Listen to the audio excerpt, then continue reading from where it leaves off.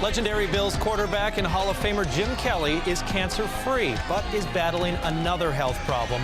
He told a Miami newspaper he has a type of staph infection called MRSA.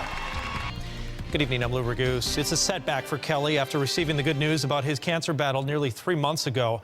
News 4's Emily Gugamis is looking into how MRSA can affect people differently after they've had cancer treatments. Emily?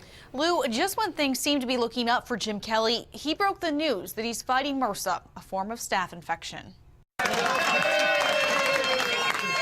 Jim Kelly announced in September he's cancer-free, but he's up against a new battle, MRSA. Kelly told the Miami Herald he's developed a staph infection in his bones. For 8 weeks, he'll take intravenous antibiotics 3 times a day.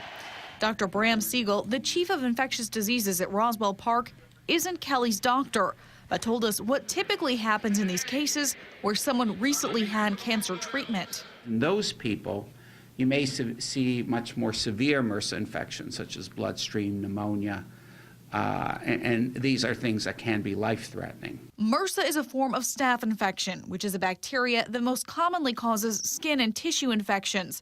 It can be more serious in those with weakened immune systems. Dr. Siegel says antibiotics are less effective on someone who recently completed radiation treatments. What radiation can do is it can damage the bone and make bone healing very difficult. So the fact that you have had radiation, that by itself is a risk factor for subsequent infection. Kelly told the Miami Herald he's still getting MRIs twice a month, and that's how he found out that he has the MRSA infection. It's a serious infection, and sometimes antibiotics are insufficient. Often you need to have surgery. Dr. Siegel says MRSA is transmitted through contact with breaks in the skin. It can be common for athletes to get it. As for Kelly, it could be a long road to recovery. When we are talking about standard treatment for osteomyelitis, meaning bone infection, there the general range is 6 to 12 weeks. When you're talking about irradiated bone, there is often more prolonged therapy.